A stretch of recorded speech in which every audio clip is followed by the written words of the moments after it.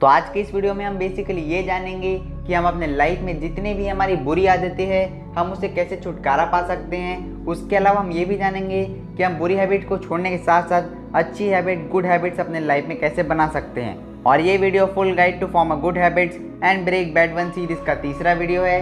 इस सीरीज़ के पहले 2 वीडियो मैंने ऑलरेडी अपने चैनल पे अपलोड कर दिए हैं, तो आप उन दोनों वीडियो को जाकर देख सकते हो। उन दोनों वीडियो से आपको डेफिनेटली हेल्प मिलेगी अपने लाइफ में गुड हैबिट को बनाने में। तो आज के इस वीडियो की शुरुआत हम डोपामिन ड्राइवन फीडबैक लूप से करेंगे और वैज्ञानिकों यानी साइंटिस्ट के हिसाब से यही वो चीज़ है जो कि डायरेक्टली कनेक्टेड है हमारी ह्यूमन क्रेविंग से।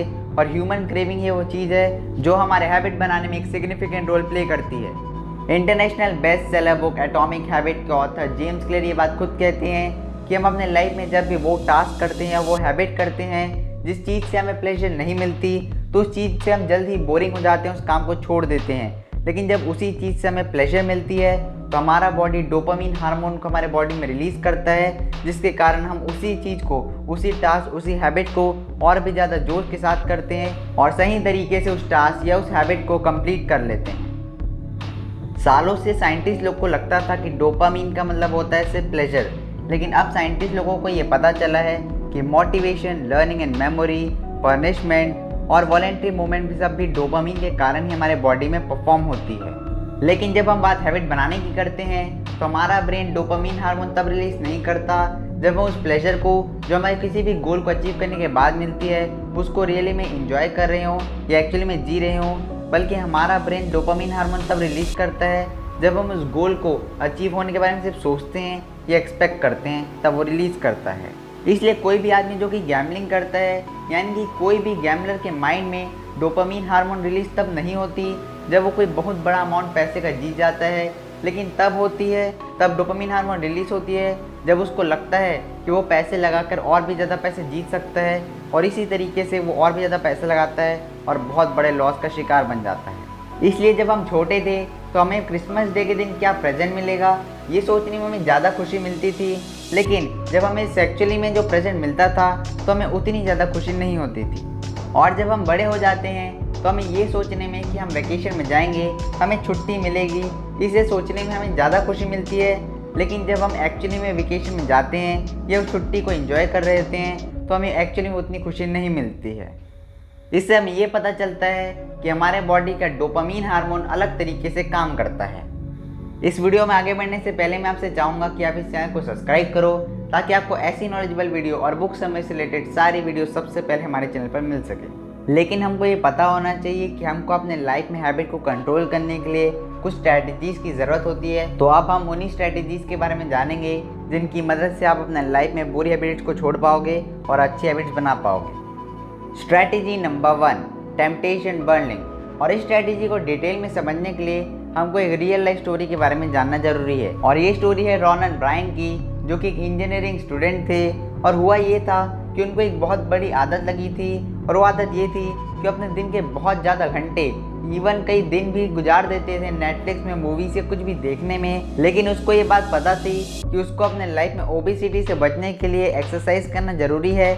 इसलिए उसने अपना दिमाग लगाया और उसने इन दोनों चीज़ को, नेटफ्लिक्स को और एक्सरसाइज करने को कनेक्ट कर दिया अपने रियल लाइफ में। और हुआ ये कि उसने एक मोटरसाइकिल को अपनी इंजीनियरिंग स्किल्स को यूज़ करते हुए हैक कर लिया। और उस साइकिल को हैक करने के बाद उसने एक प्रोग्राम खुद लिखा। रॉनन ने उस प्रोग्राम को ऐसे डिज़ाइन कर लिया था कि उसके घर में जितने भी टीवी थे, उसके घर में जितने भी मोबाइल या फिर लैपटॉप या फिर जितने भी इलेक्ट्रॉनिक डिवाइसेस थे, उसमें नेटफ्लिक्स सिर्फ तभी चलता था जब रॉनन उस साइकिल को खुद अच्छी स्पीड में चलाता था, सिर्फ तभी चलता था। लेकिन जैसे ही रॉनन साइकिल चलाना बंद करता था तो नेटफ्लिक्स अपने आप ही चलना बंद हो जाती थी। तो इस तरीके से रॉनन ने टेम्पटेशन बर्निंग को यूज़ करते हुए उसने अपने बुरे हैबिट को गुड हैबिट में कन्वर्ट कर दिया। इससे हमको ये पता चलता है कि हमको अपने लाइफ में जिस फॉर्मूला को यूज़ करना है वो है हैबिट स्टैकिंग प्लस का टेम्पटेशन बर्निंग। और अगर आपको नहीं पता कि हैबिट स्टैकिंग क्या होती है तो इस टॉपिक को मैंने पिछले वीडियो में डिटेल में कवर किया है, तो उस वीडियो को भी आप डेफिनेटली चेकआउट कर सकते हो। इस वीडियो के बाद उस वीडियो से आपको हैबिट स्टैकिंग क्या है पूरा पता चल जाएगा। और इस फॉर्मूला को रियल लाइफ में अप्लाई करने के लिए एक्चुअली में 2 स्टेप्स होते हैं। फर्स्ट स्टेप ये होता है, after the current habit I will do habit that I need. Second, after the habit I need I will do habit that I want. यानी कि जो हैबिट आपके पास पहले से बनी हुई है, यानी आपकी करंट हैबिट, उस हैबिट को करने के जस्ट बाद आपको वो हैबिट करनी है जिसकी आपको ज़रूरत है, और इसी को ये हैबिट स्टैकिंग बोलते हैं। और जिस हैबिट की आपको ज़रूरत है वो करने के जस्ट बाद आपको वो करना है जिस हैबिट में आपको मज़ा आता है, यानी कि the habit that you want, वो हैबिट जिसमें आपको करने में मज़ा आता है, आपको ऐसा करना है। तो इस तरीके से आप एकदम बैलेंस कर पाओगे और अच्छे से कर पाओगे। यानी कि मान लीजिए आपको सुबह उठते ही इंस्टाग्राम और फेसबुक चेक करना बहुत अच्छा लगता है, लेकिन आपको पता है कि आपको एक्सरसाइज करने की हैबिट आपके अंदर डालनी है, तो आप इस स्ट्रैटेजी को कुछ इस तरीके से यूज़ कर सकते हो कि जैसे ही आप सुबह उठोगे, टूटने के ठीक बाद आप अपने लाइफ में 10 बर्पीज़ रोज करोगे जो कि आपकी नीड है, और जैसे ही आप 10 बर्पीज़ कर लोगे तो उसके ठीक बाद आप अपने लाइफ में फेसबुक या इंस्टाग्राम चेक करोगे जो कि वांट है। तो इस तरीके से आप अपने नीड और वांट को कोरिलेट कर पाओगे और एक सही तरीके से फेसबुक चलाने के साथ साथ अपने लाइफ में रोज़ बर्पीज़ भी कर पाओगे। तो अब हम ये डिस्कस करेंगे कि हम अपने लाइफ में हमारी जितनी भी बैड हैबिट्स है, हम उनके कॉज को कैसे पता कर सकते हैं और उसके बाद उस बैड हैबिट को कैसे ख़त्म कर सकते हैं। 2012 में ऑथर जेम्स क्लियर को एक डिनर पार्टी में इनवाइट किया गया था। उस डिनर पार्टी में ऑथर के साथ साथ 7 लोग और थे, यानी कि उस पार्टी में ऑथर के अलावा 7 मेंबर्स और थे। लेकिन एक बात 7 में कॉमन थी, यानी सारे 7 मेंबर में एक बात कॉमन थी, और वो कॉमन बात ये थी कि उन 7 लोगों को एक आदत थी कि वो हर दिन कुछ पैकेट सिगरेट के स्मोक कर लिया करते थे। उन 7 को अपने लाइफ में स्मोकिंग की इतनी बुरी हैबिट थी।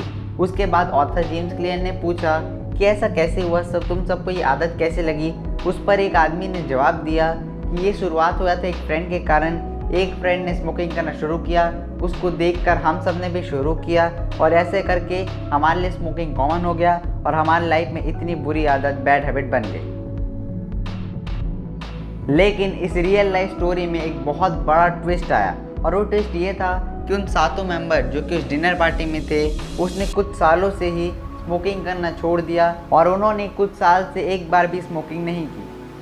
उन 7 मेंबर में से एक आदमी ने ऑथर जेम्स क्लियर को ये कहा कि उसने अपनी सबसे बुरी आदत स्मोकिंग को छोड़ने के लिए एक चीज़ किया, और वो चीज़ ये था कि उसने स्मोकिंग को छोड़ने के लिए एक बुक पढ़ी, जिस बुक का नाम था Allen Carr's easy way to quit smoking without will power. और उस बुक पढ़ने से बेसिकली हुआ ये कि उसको अपनी स्मोकिंग की आदत अनअट्रैक्टिव दिखने लगी, जिसके कारण उसने छोड़ दिया।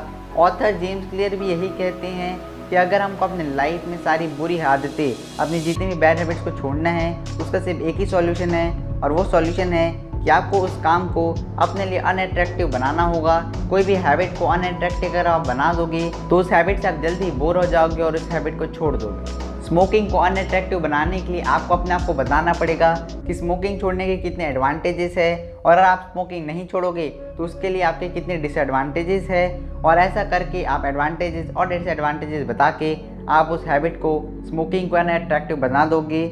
और एलन कार्स अपनी बुक में यही कहते हैं। एलन कार्स अपने बुक के थ्रू एक रीडर के माइंड में बता देते हैं कि स्मोकिंग को क्विट करना बुरा नहीं, एक्चुअली में बहुत अच्छा है, क्योंकि स्मोकिंग करने से हमारे लाइफ में वैसे भी कोई अच्छा असर नहीं पड़ता।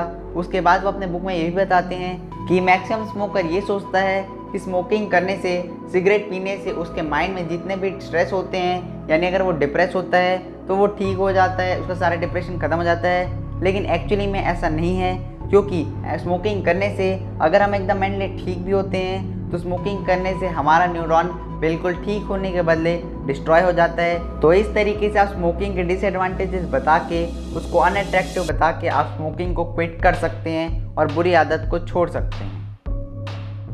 तो ये कुछ स्ट्रैटेजीज थी जिनकी मदद से आप अपने लाइफ में बुरी आदत को छोड़ के नई हैबिट, गुड हैबिट्स को बिल्ड कर सकते हो। लेकिन इन स्ट्रैटेजीज को यूज़ करने के साथ साथ अगर आप अपने इन्वायरमेंट को उसके हिसाब से ढाल लो तो आपके लिए बहुत अच्छा होगा।